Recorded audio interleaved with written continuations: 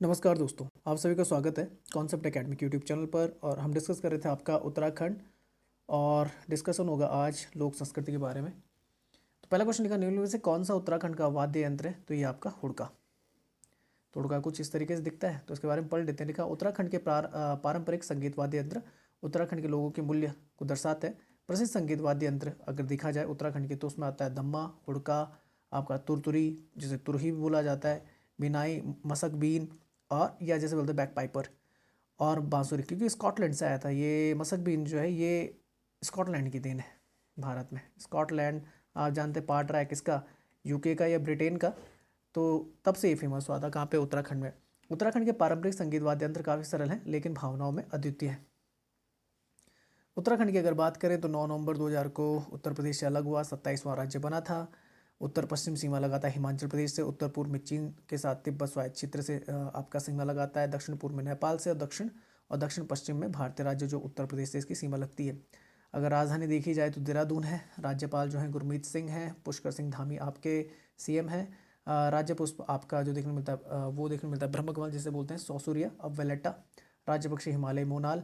राष्ट्रीय उद्यान फूलों की घाटी राष्ट्रीय उद्यान, ये यूनेस्को वर्ल्ड हेरिटेज साइट है, 2005 में घोषित हुई थी। राजा राष्ट्रीय उद्यान नंदा देवी, ये आपके 1988 में घोषित हुई थी, ये 2005 में। गंगोत्री राष्ट्रीय उद्यान जिम कॉर्बेट जो भारत का पहला था, 1936, ये तब बना था। दूसरा क्वेश्चन आता है, भारत के किस राज्य से खुदेड़ लोकगीत संबंधित है? तो खुदेड़ आप जानते हैं उत्तराखंड से।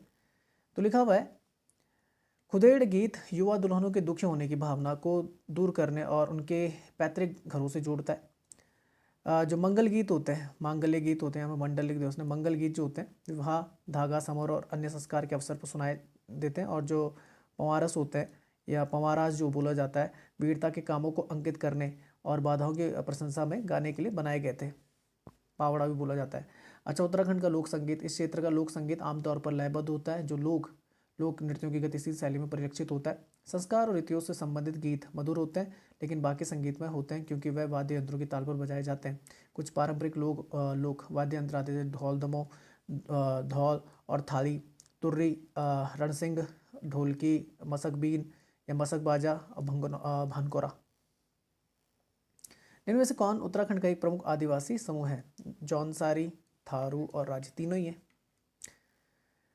तो लिखा हुआ है, अगर उत्तराखंड की जनजातियों के मुख्य रूप से जौनसारी, थारू, राजी और बुक्सा और भूटिया जनजाति 5 प्रमुख जनजाति आती हैं। जनसंख्या की दृष्टि से थारू जनजाति राज्य की सबसे बड़ी जनजाति है। उत्तराखंड की जनजातियां राज्य में रहने वाली जातीय समूहों का प्रतिनिधित्व करती हैं। उत्तराखंड के हर जिले में आदिवासियों की आबादी का प्रतिशत कम या कुछ ज़्यादा देखने को मिलता है। उत्तराखंड राज्य में आदिवासी आबादी की मुख्य एकाग्रता ग्रामीण क्षेत्रों में। रिकॉर्ड के अनुसार अगर देखा जाए, कुल आदिवासी आबादी का लगभग 94.50% ग्रामीण क्षेत्रों में रहता है, लगभग 95% के आसपास, और शेष प्रतिशत आपका शहरी केंद्रों में निवास करता है। उत्तराखंड के इन जनजातियों को भारत के संविधान में निर्धारित किया गया है। ऐतिहासिक अभिलेख बताते हैं कि उत्तराखंड की जनजातियां उत्तर भारत के इस क्षेत्र की सबसे पहले बसने वाली जातियां थीं। अतीत में उनकी मुख्य सांद्रता दूर दराज के पहाड़ी और जंगली क्षेत्रों तक ही सीमित थी। उत्तराखंड की जनजातियों ने अपने सदियों पुराने पारंपरिक जीवन जीने के तरीकों को बरकरार रखा है। वह आदिम जीवन की विशेष संस्कृति और लक्षणों का प्रतिनिधित्व करते हैं। उनके पारंपरिक मानदंड और सामाजिक सांस्कृतिक प्रथाएं उनकी जातीयता का निर्धारण करती हैं। आधिकारिक रूप से उत्तराखंड भारत के संविधान में निर्धारित 5 जनजातियों के लिए 1967 में 1967 में 4 दशकों से अधिक समय के लिए आवास कर रही हैं। तो याद रखना, ये 5 जनजातीय समूह जौनसारी, थारू, राजी, बुक्सा और भूटिया। फिर इनकी उप जनजाति आपको देखने को मिलती है। अब आता उत्तराखंड संस्कृति में ये धूलो खेला या धूलो दुस्का, ये क्या चीज़ है? तो ये आपको देखने को मिलता है, ये पहाड़ी रामायण है।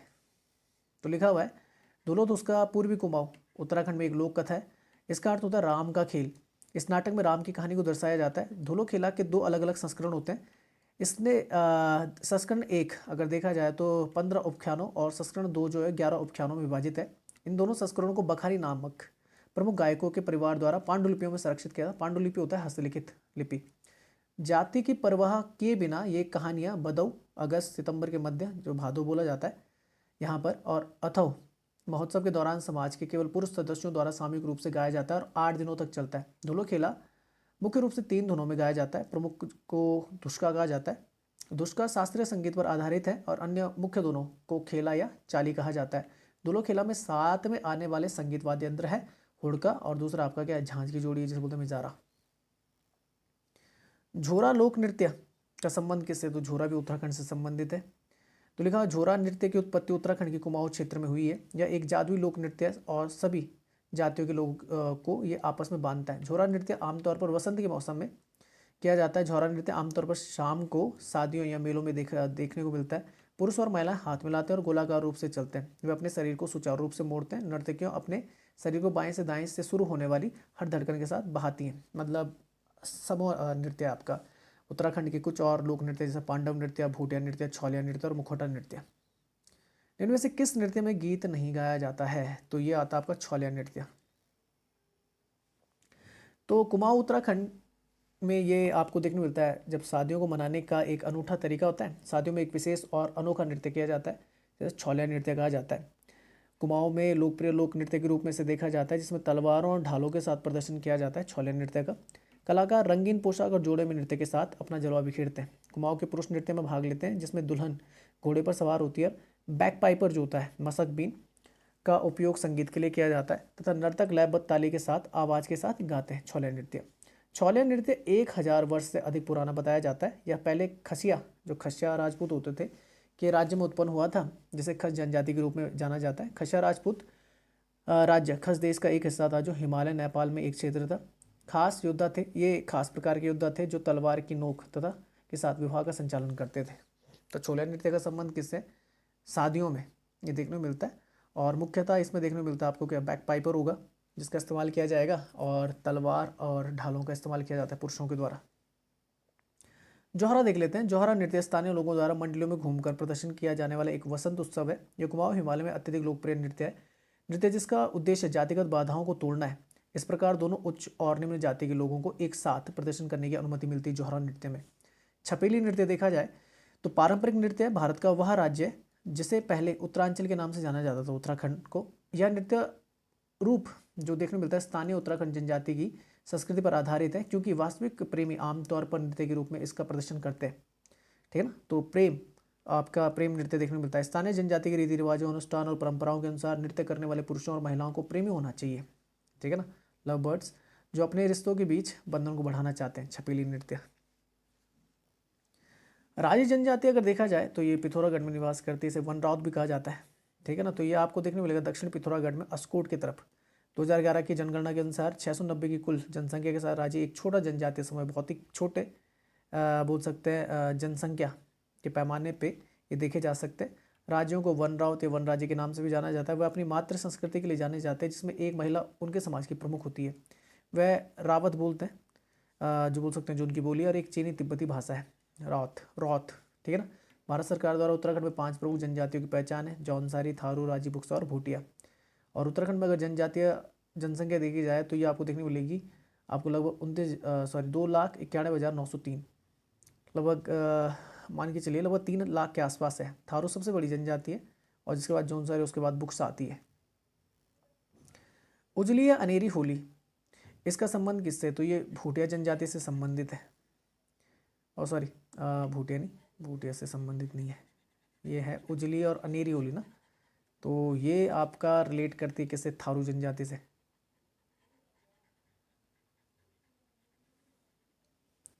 ठीक है ना। थारू जनजाति से संबंधित है उजली अनेरी होली।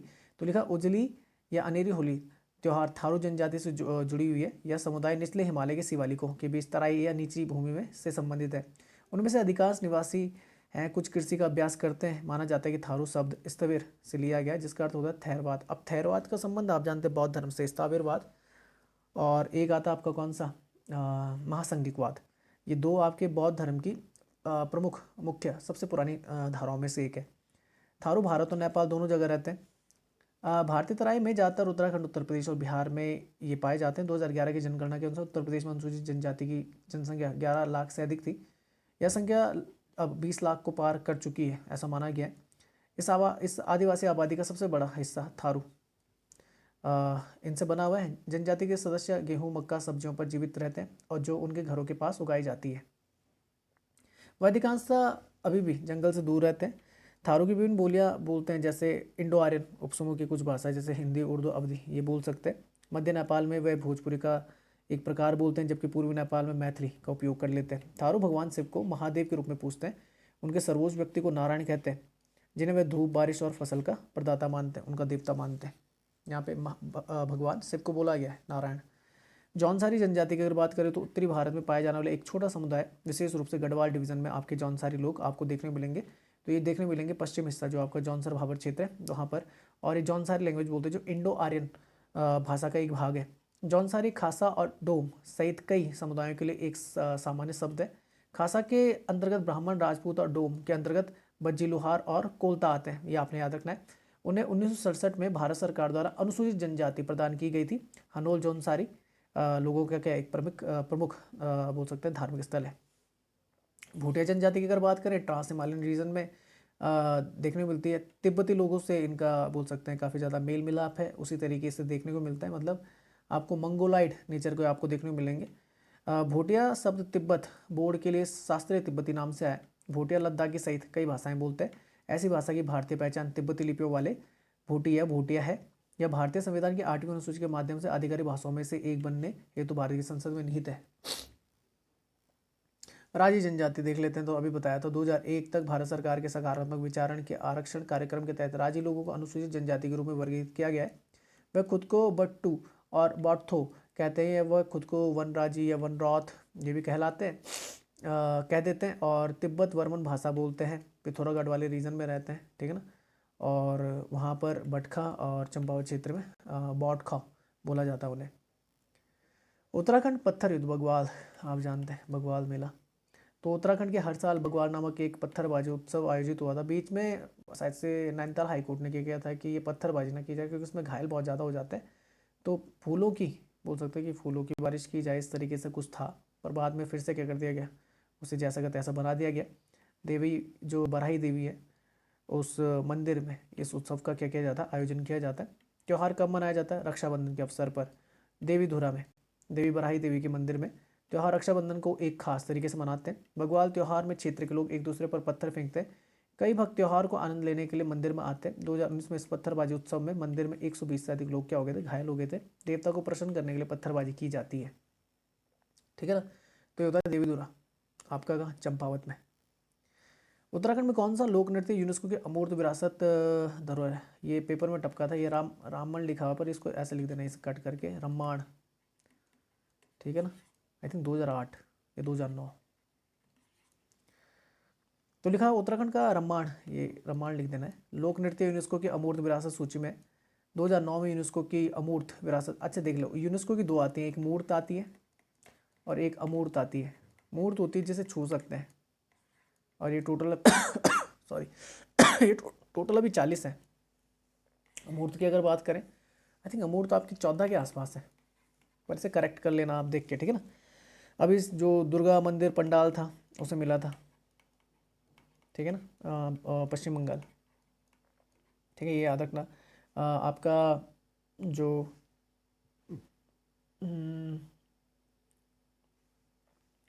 आपका जो कुंभ मेला आता है वो भी इसी में आता है, ये भी आप याद रखना।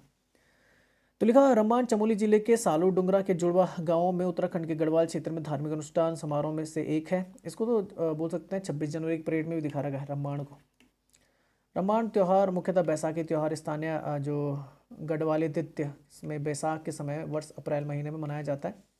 11 दिन, कभी कभी 13 दिन के आसपास हो जाता है। इसमें क्या होता है कि भूमिया देवता मंदिर के प्रांगण में ग्राम देवता को भूमिया देवता कहा जाता है।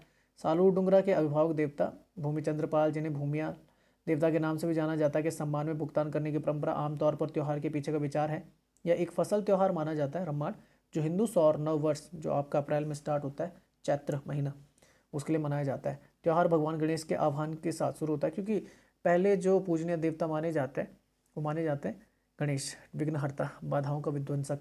इस प्रदर्शन का सबसे महत्वपूर्ण पहलू जागर का गायन है, जो स्थानीय किंवदंतियों का एक संगीत संकलन आपको देखने को मिलता है। चंचरी नृत्य, चांचरी नृत्य कुमाऊं और गुड़वाल दोनों क्षेत्रों में ये आपको देखने को मिलेगा। और ये संस्कृत शब्द चरचरी से लिया गया, जिसका अर्थ होता है नृत्य ताल के साथ एकीकृत गीत। यह पारंपरिक फ्रीस्टाइल नृत्य, फ्रीस्टाइल मतलब कैसे भी नाच सकते हो, गढ़वाल के झोड़ा नृत्य के समान है। नृत्य का विषय ज़्यादातर प्रेम उत्साह के चारों ओर घूमता है, जैसे झोड़ा में घूमता है आपका। यह नृत्य मेलों के दौरान भारी भीड़ को भी आकर्षित करता है। छौलिया नृत्य अभी बताया था, तो छोलिया नृत्य अगर देखा जाए प्रसिद्ध लोक नृत्य हर साल पिथौरागढ़ उत्तराखंड में आयोजित किया जाता है। यह नृत्य पौराणिक युद्ध और सैनिकों का प्रतिबिंब है। छोलिया बोल सकते हैं नृत्य युद्ध के बाद के उत्सव का दृश्य दर्शाता है। सभी नृत्य कलाकार पौराणिक सैनिकों को भड़काते हैं और तलवार और ढाल के साथ युद्ध करते हैं। छोलिया जो बताया था आपका, ठीक है ना। और एक छपेली भी है, वो आपका लव बर्ड्स वाला है जो मैंने बताया था, प्रेमी युगल। यह कुमाऊं मंडल के अल्मोड़ा, बागेश्वर, चंपावत और पिथौरागढ़ में छोलिया नृत्य आपका किया जाता है। झूमेलो, ये तो काफ़ी इंपॉर्टेंट है, महिला के दिल की पीड़ा और प्यार को व्यक्त करता है अपने ऐसे पति के लिए। तो झूमेलो शब्द का अर्थ होता है झूम लो। झूमेलो लयबद्ध लोक नृत्य श्रृंगार और वियोग का अद्भुत संगम होता है। यह लोक नृत्य उत्तराखंड के गढ़वाल और कुमाऊं दोनों क्षेत्रों में प्रसिद्ध है। मरछास और तौलछास जनजातियाँ, ये हैं आपकी भूटिया। तो लिखा हुआ है भूटिया को बौठ के रूप में भी जाना जाता है। रघुवंशी राजपूत के रूप में ये पहचाने जाते हैं। उन्हें ठाकुर, राजवंशी या रुंग कहा जाता है। उत्तराखंड में भूटिया जनजाति कुमाऊं और गढ़वाल की ऊपरी हिमालयी घाटियों में निवास करती है, जिसमें कुमाऊं की सौका जनजाति, तौलछास और गढ़वाल की मारछास। तो तौलछास और मारछास जो है ये उपजाति है। तो मारछास आपकी कहाँ पर है? मारछास आपकी देखने मिलती गढ़वाल में और तौलछास आपकी देखने मिलती कुमाऊं में। उत्तराखंड के भूटिया लोग कभी भारत और तिब्बत की सीमा पर रहते थे। भूटिया नेपाल और भारत के आसपास के क्षेत्रों में तिब्बती और शेरपा सहित कई अलग अलग समूहों से संबंधित हैं। भूटिया चरवाहे, बकरी चराने वाले किसान होते हैं। भूटिया नाम का अर्थ भूट शब्द यानी बुद्ध से लिया गया है, मतलब बुद्धिस्ट होते हैं। भूटिया को भूटिया, भूटिया या बौट कहा जाता है। राजी जनजाति सबसे छोटी है, मैंने बताया था, केवल 679 लोग बोल सकते हैं इस जनजाति में पाए जाते हैं। तो इनके संरक्षण के लिए काफ़ी ज़्यादा काम किया जा रहा है। कैसी लैंग्वेज बोलते हैं? तिब्बत बर्मन लैंग्वेज ये बोलते हैं। पिथौरागढ़ जो आपका रीजन है वहाँ पर ये मुख्यतः आपके रहते हैं और चंपावत में भी रहते हैं। बुक्सा जनजाति बता दिया था, ये भी काफ़ी बोल सकते हैं, जैसे आपकी बताया था, जैसे आपकी बुक्सा हो गई और आपकी दूसरी जनजाति जौनसारी हो गई।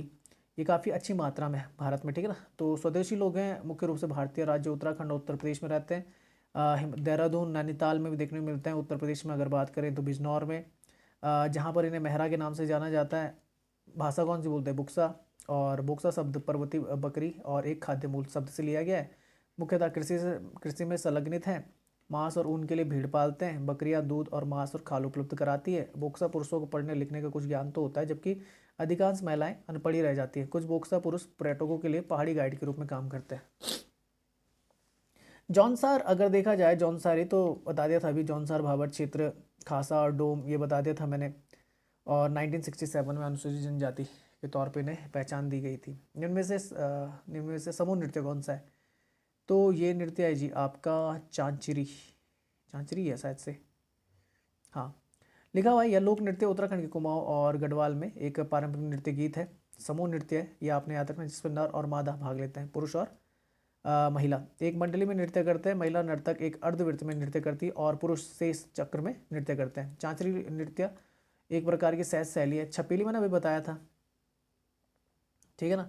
तो छपेली जो नृत्य है उसमें हाथ में देखो रंग बिरंगे कपड़ों और वाद्य यंत्रों के साथ नृत्य किया जाता है और अपने रिश्तों को मजबूत किया जाता है, अभी बताया था। आगे चलते हैं। झोरा नृत्य। झोरा नृत्य कुमाऊं में किया जाता है। झोरा नृत्य आमतौर पर जो शाम को शादियों और मेलों में देखा जा सकता है, ठीक है ना। झोरा नृत्य हुड़का नामक प्रसिद्ध पारंपरिक जो हुड़का होता है के बिना अधूरा है, ठीक है। कुमाऊनी होली की शुरुआत हर साल के साथ होती है। ये होती है आपकी निर्वाण की होली। तो होती क्या निर्वाण की होली, देख लेते हैं। कुमाऊनी होली के उत्सव के 3 अलग अलग रूप होते हैं। पहली होती बेत की होली, फिर होती खारी होली और फिर होती महिंद्रा होली। कुमाऊनी लोगों के बीच यह सांस्कृतिक त्यौहार बुराई पर अच्छाई की जीत के साथ साथ सर्दियों के मौसम की समाप्ति और बुआई के मौसम की शुरुआत का दर्शाता है, जो उत्तरी भारत के कृषि समुदाय के लिए एक अत्यधिक महत्वपूर्ण मौसम है। कुमाऊं की स्थानीय परंपराओं और उत्तरी भारत की सांस्कृतिक परंपराओं की यह अनूठी परिणति बसंत पंचमी के दिन शुरू होती है। कुमाऊं में होली का यह पारंपरिक उत्सव लगभग 2 महीने तक चलता है। बैठक पूरे क्षेत्र में घरों में शुरू होता है, जिसमें विभिन्न राग गाए जाते हैं। इन बेतकों में से अधिकांश जो मैन फोकल होते हैं द्वारा भाग लेते हैं। महिला होली बसंत के त्यौहार के बाद शुरू होती है, क्योंकि महिलाएं अपने दोस्तों के साथ जाती है और ढोल और मंजीरा जैसे लोक संगीत वाद्य यंत्रों की संगत में गाती है और नृत्य करती हैं। बेत की होली को निर्वाण की होली भी कहा जाता है। जो बेत की होली है उसका दूसरा नाम क्या है? निर्वाण की होली है। राग और रागनी ऐसे रंग हैं जिनके साथ बेत की होली मनाई जाती है। यह कुमाऊं की सांस्कृतिक विरासत के सबसे आकर्षक पहलों में से एक है। तो 3 होलियाँ जो कुमाऊं में होती है, बेत की, खारी और महिंद्रा। तो बेत की को क्या बोला जाता है? निर्वाण। एपण उत्तराखंड। तो उत्तराखंड के मूल निवासियों की एक बोल सकते कर्मकांडी लोक कला है। या किसी व्यक्ति की मृत्यु के दौरान किए गए शुभ अवसरों, त्योहारों, यहाँ तक कि अनुष्ठानों को मनाने के लिए तैयार किया जाता है। कला रूप बुराई के खिलाफ सुरक्षा प्रदान करने के लिए भी किया जाता है। जबकि पहले जो आर्ट फॉर्म घरों के फर्श और दीवारों पर पाया जाता था, आज इसने कई दैनिक उपयोग की वस्तुओं और कपड़ों के टुकड़ों पर अपनी उपस्थिति दर्ज करा दी है। एपन कई रूपांतर और संशोधन के साथ भारत के अलग अलग क्षेत्रों में पाई जाती है या बोली जा सकती है। जहाँ पर जैसे बंगाल में इसे अल्पना कहा जाता है, बिहार में अरिकान, आंध्र प्रदेश में भग्गुल, गुजरात में सतिया, उत्तर प्रदेश में चौक पूरन, राजस्थान में मन्ने और दक्षिण भारत में कोलम कहा जाता है। एपन के पवित्र रूप पारंपरिक रूप से एक घर, आंगन और पूजा स्थलों के प्रवेश द्वार पर चित्रित किए जाते हैं, लेकिन अब अनुप्रयोगों में विविधता पाई जाती है। तो याद रखना अल्पना किस तरह बोला जाता है। एपन उत्तराखंड में और अल्पना बंगाल में। इस तरीके की आपको देखने मिलेगी चित्रकारी। विमलासा एक कलाकार है जो नैनीताल में एपन की प्रैक्टिस करती है। उससे उन्हें कई अन्य लोगों को बढ़ाकर विरासत बढ़ा रही है, ठीक है ना। तो बोल सकते हैं एक ब्रांड एम्बेसडर है किसकी, एपन की, विमलासा, नैनीताल से। त्योहार उत्तराखंड के चंपावत जिले में मनाया जाता है ताकि मवेशियों से दूध की अच्छी पैदावार और उनकी सुरक्षा के लिए मदद करने वाली भूमि के लिए धन्यवाद दिया जा सके। तो ये होती है भाई अंदूरी उत्सव, ठीक है ना। तो लिखा हुआ है अंदूरी उत्सव, ये चित्र आपको देखने को मिलेगा। तो अंदूरी उत्सव को बटर फेस्टिवल या बटर होली के नाम से भी जाना जाता है। जैसा कि नाम से पता लग रहा है कि मक्खन की होली, अब वो बटर फेस्टिवल नहीं देगा, अंदूरी याद कर लेना आपने। होली एक ऐसा त्यौहार है जिसमें स्थानीय निवासी एक दूसरे पर दूध, मक्खन या छाछ छिड़कते हैं। बुजुर्ग से लेकर युवा तक किसी को भी अंदूरी के प्राचीन सफ़ेद रंग से सराबोर होने का मौका नहीं मिलता। मक्खन त्यौहार, जिसे माखन होली के नाम से भी जाना जाता है, हर साल 16 से 18 अगस्त के बीच भादो संक्रांति के में आयोजित किया जाता है। जुलूस की शुरुआत लगभग 500 ग्रामीणों के साथ होती है जो द्यारा के मैदान पर मक्खन और दूध के साथ सफ़ेद होली खेलने के लिए चढ़ते हैं। स्थानीय लोग ढोल दमो, एक संगीत वाद्य यंत्र है, आप जानते हैं, हमारा राजकीय वाद्य यंत्र है उत्तराखंड का, की धुन पर नाचते गाते हैं और बुग्याल माता या मैदानी देवी के प्रति आभार व्यक्त किया जाता है। घी संक्रांति की अगर बात करें, औगिया भी बोला जाता है इसे, उत्तराखंड में भादो अगस्त के महीने के पहले दिन ये मनाया जाता है। यह राज्य में सबसे महत्वपूर्ण त्योहारों में से एक है जो कि अति प्राचीन काल से बहुत उत्साह और खुशी के साथ मनाया जाता है। खारी होली की अगर बात करें तो होली के मौसम के आसपास जब उत्तराखंड में आप वास्तव में कुमाऊनी होली का एक टुकड़ा होना चाहेंगे, मतलब उसका भाग होना चाहिए, क्योंकि उत्सव फेलोशिप, संस्कृति और खुशियों की खुशी की प्रशंसा करता है, जिसमें सभी महत्व और खुशी शामिल होती है। इस जीवन का उत्सव कुमाऊं के 2 महीनों के समय परोसा जाता है, खारी होली। कांगडली ये देखने को मिलता है महोत्सव उत्तराखंड के राज्य के पिथौरागढ़ जिले के रंग जनजाति द्वारा आयोजित किया जाता है। यह त्यौहार कंदली पौधे के खिलने के साथ मेल खाता है जो हर 12 साल में एक बार फूल देता है। यह अगस्त और अक्टूबर के बीच चंडास जो घाटी है उसमें आयोजित करवाया जाता है। तो इस वीडियो को यहीं तक रखते हैं। जय हिंद, जय भारत।